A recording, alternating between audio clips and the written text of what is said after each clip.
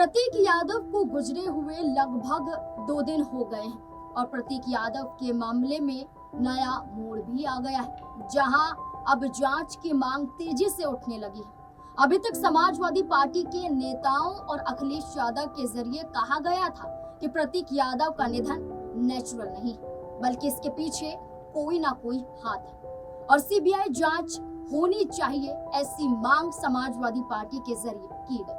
वहीं अब समाजवादी पार्टी के राष्ट्रीय अध्यक्ष अखिलेश यादव के छोटे भाई और भाजपा नेत्री अपर्णा यादव के पति प्रतीक यादव की संदिग्ध मौत का मामला राष्ट्रीय मानवाधिकार आयोग यानी कि NHRC तक पहुंच गया है। नमस्कार, मैं नाज़मीन खान। प्रतीक यादव मामले में बड़ी मांग।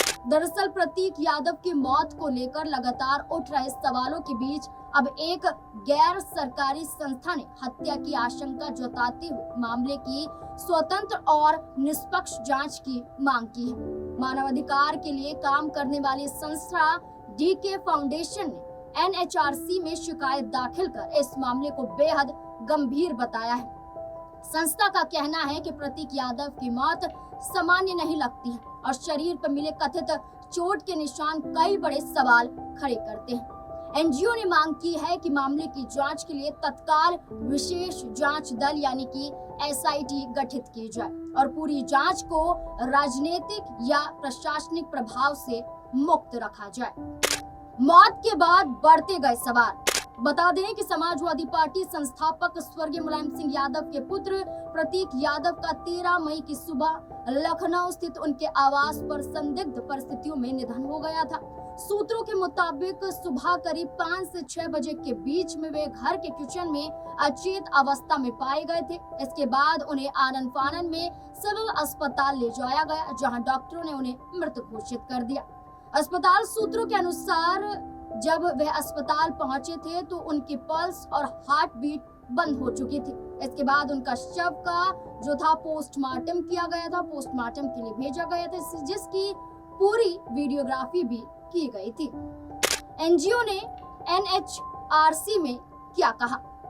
DK फाउंडेशन नाम की संस्था ने अपनी शिकायत में कहा कि प्रथम दृष्टया मृत्यु का कारण कार्डियो रेस्पिरेटरी कोलैप्स बताया जा रहा है, लेकिन कई तथ्य इस मामले को संदिग्ध बनाते हैं। संस्था ने आरोप लगाया है कि प्रतीक यादव के शरीर पर कथित एंटीमॉर्टम इंजरीज यानी मृत्यु से पहले के चोट के निशान पाए गए। NGO का कहना है कि प्रतीक यादव फिटनेस और स्वस्थ जीवन शैली के लिए जाने जाते थे। ऐसे में उनकी अचानक मौत और शरीर पर संदिग्ध निशान गंभीर सवाल पैदा करते हैं। संस्था ने NHRC से मांग की है कि पूरे मामले की स्वतंत्र एजेंसी से जांच कराई जाए ताकि सच्चाई सामने आ सके।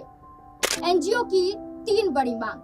NGO ने अपनी शिकायत में 3 अहम मांगे रखी हैं। पहली, SIT का गठन। संस्था ने मांग की है कि मामले के निष्पक्ष जांच के लिए तत्काल विशेष जांच दल यानी कि SIT का गठन किया जाए। NGO का कहना है कि हाई प्रोफाइल मामला होने के कारण सामान्य जांच प्राप्त नहीं मानी जा सकती है।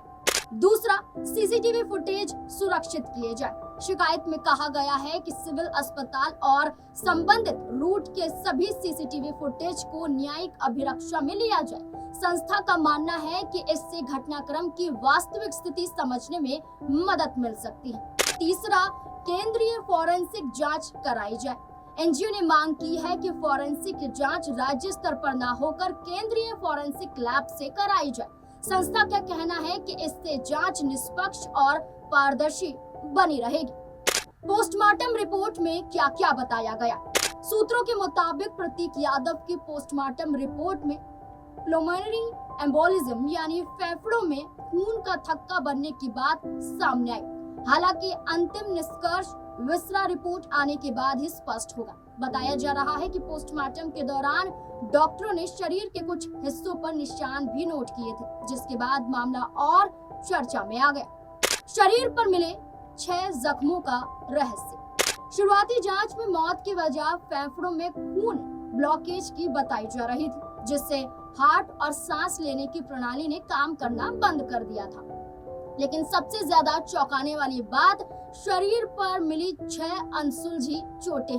जिन्होंने जांच की दिशा में कई बड़े सवाल खड़े कर दिए हैं। पोस्टमार्टम रिपोर्ट के मुताबिक प्रतीक के शरीर पर कुल 6 चोटें पाई गई हैं। डॉक्टरों ने स्पष्ट किया है कि ये सभी चोटें एंटीमॉर्टम यानी मौत से पहले की हैं। इसमें से 3 चोट करीब 5 से 7 दिन पुरानी बताई गई, वहीं बाकी 3 चोटें मौत से सिर्फ 1 दिन पहले की बताई गई। अब विसरा रिपोर्ट और अन्य लैब टेस्ट का इंतजार है, जिससे ये साफ हो पाएगा कि ये केवल एक प्राकृतिक मौत है या इसके पीछे कोई और बड़ी वजह है। गंभीर बीमारियों से भी जूझ रहे थे प्रतीक। इस पूरे मामले पर मेदांता अस्पताल के कुछ डॉक्टरों ने महत्वपूर्ण जानकारी भी साझा मीडिया के सामने की। उन्होंने बताया कि प्रतीक यादव पिछले काफी समय से हाइपरटेंशन और प्लमोनरी एम्बोलिज्म यानी कि फेफड़ों में खून जमा होने की बीमारी जैसे ये जो गंभीर समस्याएं हैं, इनका इलाज करा रहे थे। मीडिया रिपोर्ट का कहना है कि प्रतीक को कुछ समय पहले ही सांस लेने में दिक्कत के कारण भर्ती भी कराया गया था। जांच में पता चला था कि उनके फेफड़ों में ब्लॉकेज है, जिसका असर उनके दिल पर भी पड़ रहा था। वे नियमित रूप से खून पतला करने वाली दवाइयां भी ले रहे थे, लेकिन इसके बावजूद उन्हें आराम नहीं मिला। पुलिस ने कब्जे में लिया इलेक्ट्रॉनिक सामान। मामले की गंभीरता को देखते हुए पुलिस ने प्रतीक यादव का मोबाइल फोन, लैपटॉप और निजी डायरी समेत कई सामान अपने कब्जे में ले लिए। पुलिस अधिकारियों ने उनके आवास का निरीक्षण भी किया था और कुछ कमरों को सील भी कर दिया था। जांच एजेंसियां अब ये पता लगाने की कोशिश कर रही हैं कि मौत से पहले प्रतीक यादव किन परिस्थितियों में थे। सोशल मीडिया पर भी उठ रहे सवाल। प्रतीक यादव की मौत के बाद सोशल मीडिया पर भी लगातार चर्चा हो रही है। कई लोग मामले को लेकर निष्पक्ष जांच की मांग कर रहे हैं, जबकि कुछ लोग विसरा रिपोर्ट के आने का इंतजार करने की बात कर रहे हैं। विशेषज्ञ बोले, जल्दबाजी में निष्कर्ष न निकाले। मेडिकल और कानूनी विशेषज्ञों का कहना है कि किसी भी निष्कर्ष पर पहुंचने से पहले पूरी जांच और फॉरेंसिक रिपोर्ट का इंतजार करना जरूरी हो जाता है। आपको बता दें कि उनका ये कहना है कि जिस बीमारी का कारण हमें पता चला है, जिसमें साफ तौर पर बताया गया है कि फेफड़ों में खून के ब्लॉकेज की वजह से ही उनकी मौत हुई है, क्योंकि उस वजह से उन्हें हार्ट अटैक आ गया था, जिस वजह से शरीर के सारे अंग काम करना बंद कर चुके थे। लेकिन शरीर पर चोट के निशान होने की वजह से भी कई बड़े सवाल यहाँ पर खड़े हो रहे हैं। ऐसे में साफ तौर पर कहना है कि किसी भी निष्कर्ष पर निकलना ये जल्दबाजी होगा, इसलिए इंतजार किया जाए ताकि रिपोर्ट आने के बाद ही सारा सब कुछ क्लियर हो पाए।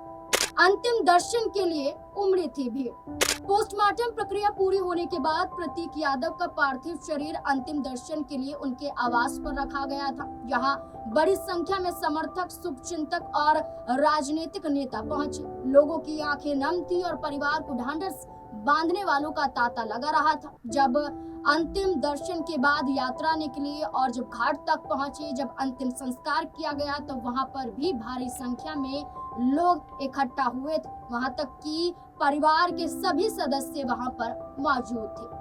गौरतलब है कि फिलहाल पूरे प्रदेश की नजर अब जांच एजेंसियों और आने वाली रिपोर्ट पर टिकी हुई है।